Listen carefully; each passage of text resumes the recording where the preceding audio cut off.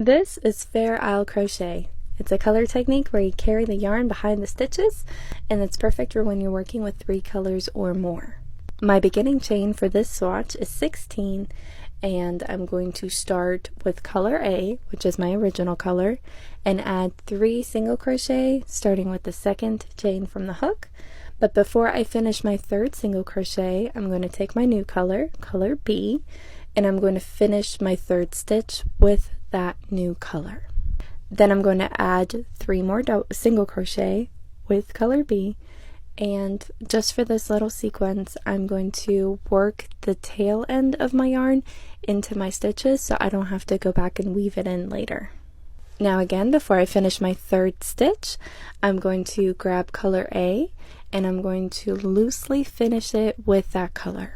If you already have tight tension, I recommend doing this as loosely as possible. And it does take some practice to get it right just because of the nature of carrying the yarn.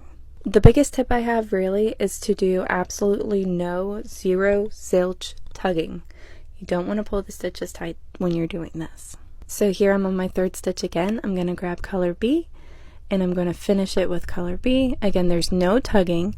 And so when I say no tugging, there's a tendency to tug just because the last stitch of each sequence is going to look slightly bigger.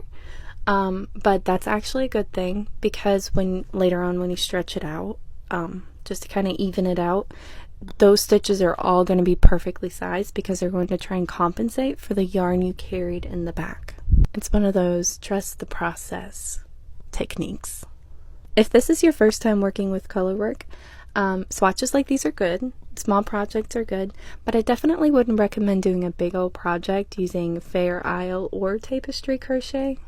The best way to get started in bigger colorwork projects is actually a method called corner to corner or C to C. It's very beginner friendly. All you need to know is the double crochet. But this is it for row 1, and I'm gonna see you in part 2.